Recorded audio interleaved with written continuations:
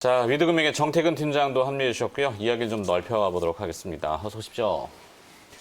자, 오늘 일발장전은 사실 개별 이슈를 다룰까 하다가 아직 또 큰 이슈들이 등장해가지고 식상한 내용이긴 한데 다시 한번 보죠. 기대와 실망의 반복적인 이야기입니다.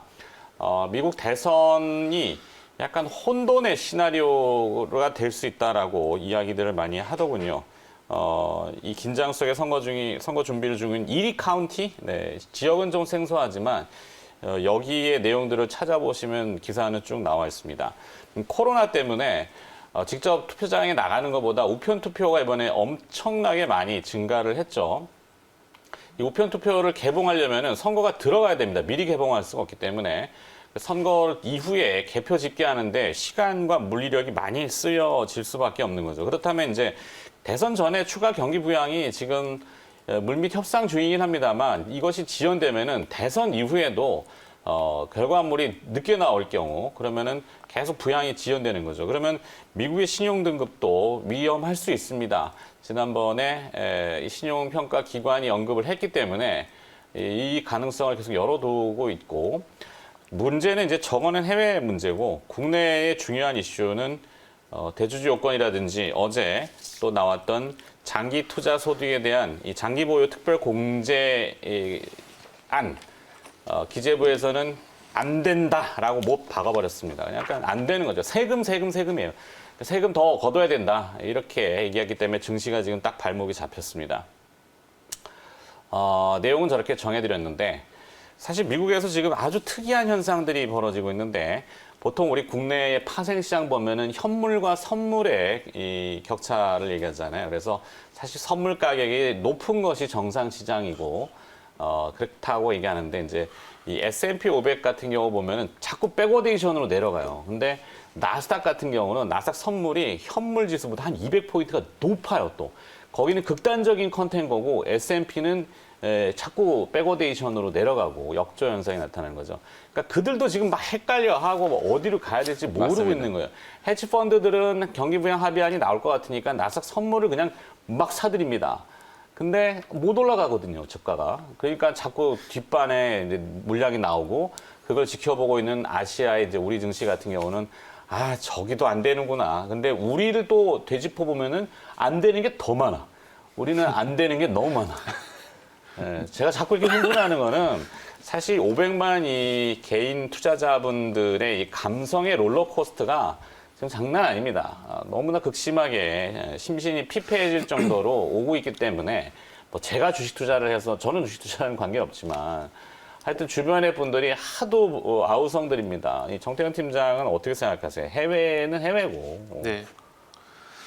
일단은 대주주 요건 같은 경우에는 단적으로 결론만 말씀드리면 안 하는 게 제일 좋은 거죠. 제일 좋은 건데. 네. 일단은 10억을 유예하는 게 현재는 맞지 않을까? 네. 왜냐하면 이게 일반적인 상황이고, 물론 3년 전에 예고는 했다 그래요. 근데 다 시스템적으로 준비를 했는지도 잘 모르겠고, 이게 세금을 증세를 하거나 뜯어고치게 될 경우에는 시스템을 다 뜯어고쳐야 돼요. 근데 그것도 준비가 됐는지 저도 잘 모르겠어요. 하여튼 가족 합산이라는 내용도 또 내용, 그러니까 뭔가 정해줘야 되는데 정해주지 않고 있잖아요, 그죠? 그 내용 보니까 현대판 연자제 같던데요. 그러니까 다들 그 얘기를 하던데, 만약에 일반적인 상황이면은 오케이, 시장이 또 화랑이고 그럴 때는 오케이, 세금을 적당히 정정당당하게 내겠다. 근데 지금이 특수 상황이잖아요. 앞서 우리 김영 매니저 얘기했지만 자영업 하시는 분들이 이걸 어떻게 얘기하겠습니까? 그죠? 어려움이 많은데.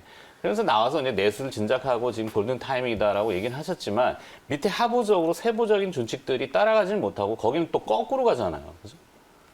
저 혼자 또 흥분했잖아요. 죄송합니다. 제가 흥분할 일은 아닌데. 할 얘기가 많으신가 봐요. 아니요, 할 얘기 많죠. 사실 이게 정규방송만 아니면은 방송심의위원회에 걸릴까봐 지금 얘기를 못하고 있는 거예요. 너튜브인가도 하시는 것 같던데. 네, 하여튼 정태현 팀장의 생각을 좀 피력해 줘봐세요. 제 생각은 서두에 결론부터 말씀드렸고, 안 하는 게 제일 좋은 거고요. 네. 그리고 지금 어쨌든 기재부에서 이런 내용이 나왔는데, 여야 양쪽 모두 이제 반대를 하고 있는 거예요. 집권 여당도 이제 반대를 하고 있는 상황이기 때문에 어떻게 될지는 지켜봐야 될 것 같아요. 그리고 지금 아시겠지만 청와대 청원의 홍남기 부총리 해임도 올라가 건의안도 있잖아요. 막 올라갔죠. 올라가 있는 상황이기 때문에 아마 지금 여론치를 보게 된다라면은 아마 집권 여당도 쉽게 이렇게 하자라고는 얘기는 못할 것 같아요. 그러나 네. 일단은 제일 중요한 건 대통령 의지거든요. 뭐 문재인 대통령이 어떻게 생각할지 모르겠지만은 아마 대통령께서 주식시장에 대한 언급을 직접적으로 하기는 껄끄러울 수도 있지만 네. 트럼프 대통령은 매번 얘기하잖아요. 주식. 네. 자기가 업적을 이렇게 해서 자랑하고 셀프 칭찬도 하고 근데 사실 시장이 또 그거를 좋아하고 옛날에 이명박 대통령 같은 경우에도 2,000포인트 간다고 지금 맞아요. 주식에 투자할 예. 때라고 해서 액션을 취했잖아요. 그랬었죠. 그러니까 이 방금 중요한 지적을 해주셨는데 대통령의 말 한마디가 상당히 좀 중요하다 봐야 될 것 같아요. 네. 뭐 아시다시피 우리나라 같은 경우에도 문재인 대통령이 뉴딜 정책을 추진을 하게 되면서 그와 관련된 테마지로 다 갔었잖아요. 다 깨졌잖아요 지금. 그리고- 뉴딜 펀드도 그렇고 지금 다 네. 깨졌어요. 뭐 그게 뭐 있어요? 공교롭게도 풍력, 지수 뭐. 만들고 난 뒤부터 깨지더라고요. 네. 네. 그게 뭔 의미가? 얘기해놓고 뭐 주가 쫙 올라갔다가 다시 원이 확 되고 그게 정상은 분명히 아니잖아요. 그죠? 그러니까 그래서 테마라고 얘기를 할 수밖에 없는 것 같습니다. 네. 그래서 어쨌든 그래서 서두에 결론 말씀드렸듯이 솔직히 말씀드려도 또 모르겠어요 어떻게 될지. 일단 안 하는 게 제일 좋은 건데 일단은 뭐 집권 여당도 중요하지만 청와대라든지 그리고 행정부가 만약 강하게 밀어붙인다라면 답은 없을 것 같아요. 뭐 홍남기 부총리 같은 경우도 그 해임되기 전까지는 어쨌든 밀어붙인다는 그런 취지로 계속 발언을 하고 있는 상황이기 때문에 네. 일단은 될 가능성은 높은 상황인데 저희 투자자 입장에서는 안 하는 게 좋다라고 좀 생각이 들고 그리고 참 이게 종목당 3억에다가 그다음에 연자제를 갖고 손자부터 할아버지부터 손자까지 다 연자제를 묶어서 이렇게 3억까지 묶는 건 네. 제가 그래도 너무한 것 같아요. 직계존비소. 네. 거기에 이게 디테일한 내용에 들어가 보면은 그 이제 표준과세 소득 기준이 뭐 하여튼 내용은 많습니다만 주식으로 차익을 얻는 거가 이제 또 뭐 2천만 원에서 네. 5천만 원 갖다가 또 이제 매달 세금을 매기고 건가 아니 5월달에 희한하네. 소세를 할 건가. 아주 근데 이게 어디서 이게 전 세계에서 처음 봐요, 처음 봐. 그리고 어제도 봤지만 장기 보유 특별 공제에 대한 건의를 이제 질의를 했더니 기재부에서는 절대 그렇게 할 수 없다. 장기 투자 소득은 고소득자에게만 감세가 돌아간다. 그리고 이 말이 너무 웃겼어요. 예, 자본의 이게 동결 효과. 그 대주주 거래 안 한다는 얘기죠. 네. 만약에 이제 장기 투자 소득에 대해서 감세를 해주면은 네. 거래 안 하는 거, 거래세를 못 걷는 거 아니에요, 그죠? 네. 거래세 걷어야 되니까 단타 치라는 얘기잖아요. 단기 매매를 종용하고. 거래세 낮추고 얘기 안 되겠다. 네. 얘기를 좀 돌립시다. 네. 죄송합니다. 네, 김영명 기자한테. 그래서 뭐 저도 사실 이미 서두에 말씀을 좀 드렸다시피 양도세 과세 그리고 이제 대주주 요건과 관련된 이슈 특히 이제 지금 시장을 우리가 바라볼 때 여러 가지 이제 불확실성이 있다라는 건 누구나 다 알잖아요. 네. 미국 증시도 흔들리고 있고 사실 뭐 유럽도 코로나19 때문에 조금 흔들리고 있고 다 마찬가지의 상황인데 유독 우리나라 증시가 그리고 우리나라 코스피 코스닥 양대 시장 중에서도 코스닥이 특히 더 많이 이제 조정이 떨어지고 있다라는 건 분명히 이제 내부적인 이제 악재가 있다라는 게 그게 이제 지금 오늘 우리가 말씀드리고 있는 대주주 요건 이제 3억으로 이제 강화되는 부분 그것 때문이라고 이제 또 얘기를 할 수밖에 없겠죠. 네. 당위적인 입장에서 보면 사실 이게 뭐 3년 전에 뭐 결정을 했던 5년 전에 결정을 했던 상황이 바뀌면은 정책이란 건 분명히 또 바꿀 수도 있는 거잖아요. 법도 바꾸는 마당에 시행령 바꾸는 거 그걸 3년 전에 해놓은 거라고 못 바꾼다라고 얘기하는 건 논리적으로 너무 이게 근거가 좀 불확실한 부분이라고 보여지고. 아니, 공매도도 그냥 재개하고 다 그냥 뭐. 네, 그래서 어쨌든 당위적인 측면에서 봤을 때 이 3억이라는 게 지금 현재 우리 대한민국의 어떤 경제 상황을 감안했을 때 과연 타당한가라는 게 이제 첫 번째. 그리고 지금 이제 세법이 이미 개정이 돼가지고 2023년부터는 전면적으로 이제 양도세가 과세가 될 거잖아요. 대주주든 소액주주든 어쨌든 1년에 5천만 원 이상 버는 거에 대해서는 양도세를 매기겠다라고 세법 개정이 지금 되어 있는 상태인데 굳이 지금 2020년부터 대주주 요건 이걸 3억으로 강화를 해가지고 양도세를 매기는 게 정말 이게 합리적인 이제 조세 정의를 추구하는 건가라는 걸 이제 다시 한번 되물을 수 있고요.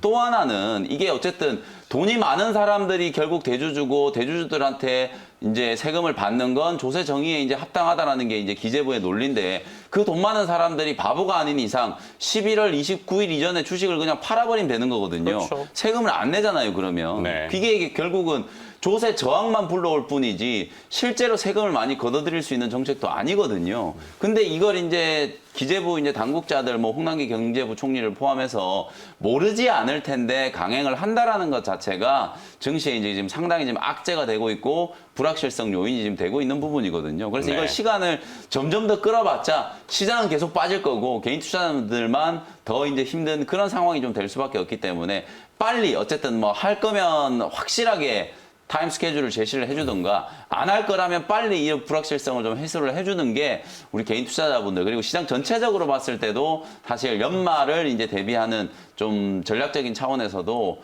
청사진을 좀 그려줄 수 있는 그런 이제 여유가 좀 생기기 때문에 아무튼 뭐 조속히 좀 빨리 이 부분에 대해서 좀 불확실성을 좀 해소를 시켜주기를 저 역시도 조금 간절히 바란다고는 말씀을 한번 드려보도록 하겠습니다. 그러니까 결론이라도 빨리 내달라 네. 이거죠. 그래서 사실 뭐 관련 기업 뭐 시장에서 하기는 그렇지만 인버스 ETF는 이미 뭐 여러 차례 해드렸고 근데 좀 현실성이 떨어진다 이 얘기도 하셔가지고 그 코로나라고 하는 근본성을 따졌을 때 지금 보면 주가가 개별 기업들이 좋은 기업들이 의외로 많은데도 주가 지금 막 시쳇말로 부러져 있어요. 많이 맞습니다. 내려와 있고 맞습니다. 조정을 받아 있기 때문에 그런 기업들 중에서 과대 낙폭 이런 것들 또 찾아보니까 그러니까 인버스 ETF와 코로나 연관성을 지어서 메가 ICS 여기도 지금 수출 물량 상당히 많이 쌓아놓고 있는 모양입니다. 계약도 체결됐고 1000대 단위로 나가는 걸로 파악이 네. 됐는데 주가는 전혀 반응을 안 하고 있어요. 좀 막 내려와 있다니까. 그러니까 저런 기업들을 좀 찾아서 첨삭을 좀 해주시면 좋을 것 같은데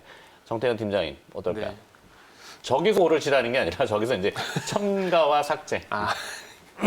그 뭐지? 방금 그 매니저님 말씀하신 사이에 네. 종목당 3억이잖아요. 종목당 네네네. 3억이면은 그럼 펀드는 여러 가지 종목들이 많이 들어가 있으니까 그거를 피할 수 있는 도피처가 되지 않을까라는 생각이 뭐 간접 들거든요. 투자가? 네. 그건 하여튼 세부 규정을 좀 분해해 봐야 될 것 같아요. 그죠? 그러니까 예전에 우리가 이 부분을 좀 빨리 지적을 좀 했어야 되는데 2017년 8월 달에 세법 개정안이 나오게 되면서 그때 대주주 요건이 있었는데 그때 당시에 더 큰 이슈가 있다고 이렇게 묻혀버렸어요. 그때 무슨 이슈가 있었냐면은 2018년에 부동산 대책이 또 나왔었고 그러면서 주택 임대 사업자에 대해서 임대소득 2천만 원 이하의 비과세 같은 걸 과세를 한다는 얘기가 나오면서 너무나 이슈가 주택 쪽으로 부동산 쪽으로 가버리다 보니까 네. 이게 묻혀버렸었는데 지금이 와서 발등 떨어지고 낮은 얘기를 한 게 정말 좀 저희 입장에서 미안하다 죄송하다 생각 좀 드는데 죄송합니다. 그래서 제가 좀더 종목 일찍 3억 꺼냈어야 되는데. 그러니까요. 종목 3억이면은 펀드 쪽으로 피할 수가 있을까? 집합투자증권 쪽으로 아마 얘기는 하는데 그쪽은 지금 뭐 과세 얘기는 안 나오고 있잖아요. 펀드 어차피 펀드 그러니까 알아봅시다. 대주주 요건이 종목당 3억이니까. 근데 네. 펀드 같은 경우 여러 가지 종목들이 최소 10종목 이상 들어가다 보니까 이게 어쨌든 분산 투자 개념에서 그쪽으로 가게 되면 어차피 주식 차익 같은 경우에 뭐 양도세 얘기가 나오는데 주식 쪽에 나오는 거지 펀드 쪽에는 뭐 2014년 양도세 얘기는 아직 없는 상황이잖아요. 네. 펀드 차익 같은 경우도 아직까지 비과세고. 세법상으로 보면은요, 뭐 펀드 같은 집합투자기구 같은 경우에는 배당소득을 이제 과세를 하니까 그렇죠, 배당소득. 양도소득에 대해서는 세금을 이제 물리지 않는다는 게 이제 현행 이제 이중과세 때문에. 현행 이제 세법이니까 세금 낼 일은 없다. 다만 이게 이제 지금 시장 자체가 우리 개인 투자자분들이 있던 펀드도 환매를 해가지고 지금 직접 투자를 하고 있는 그런 분위기잖아요. 네. 그러니까 내가 직접 투자를 해가지고 지금 이 유동성 장세에서 뭔가 한번 수익을 내보겠다라고 하는 이제 그런 이제 스탠스로 많은 투자자분들이 이제 시장에 진입을 하셨는데 SK 바이오팜 반토막, 카카오 게임즈 반토막, 뭐 빅히트 엔터 상장되자마자 뭐 40% 급락 이런 상황들이 계속 나타나고 있다 보니까 정말 우리 개인 투자자분들이 좀 어디엔가 원성을 조금 토로하고 싶을 정도로 정말 심리적으로 좀 답답하신 그런 상황이라는 생각이 들거든요. 그래서 네. 이런 부분들을 역전시킬 수 있을 만한 시장의 어떤 모멘텀 자체가 이 과세와 관련된 이 불확실성을 해소해주는 부분이라고 보기 때문에 계속 거듭거듭해서 여러분들께 이제 좀 말씀을 좀 드리는 거라고 생각을 해주시면 좋을 것 같고 네. 오늘 제시해드린 두 종목 중에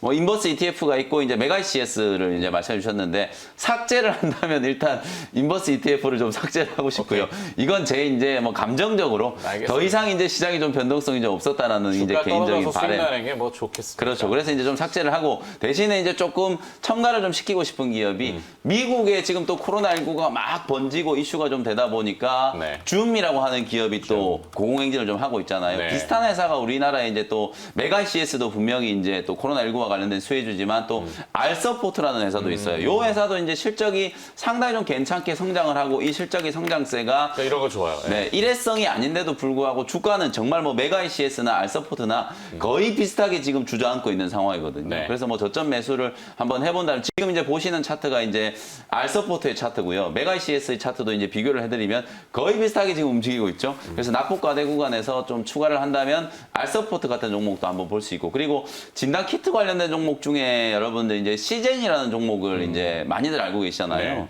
제가 이제 몇 번 방송에서 언급은 드렸던 것 같은데 시젠 말고 이제 또 바디텍 매드라는 이제 진단 키트 바디텍 관련된 매드. 회사도 요 종목도 이제 추세가 나름대로 조금 살아 있고 실적이 상당히 좀 좋을 거예요.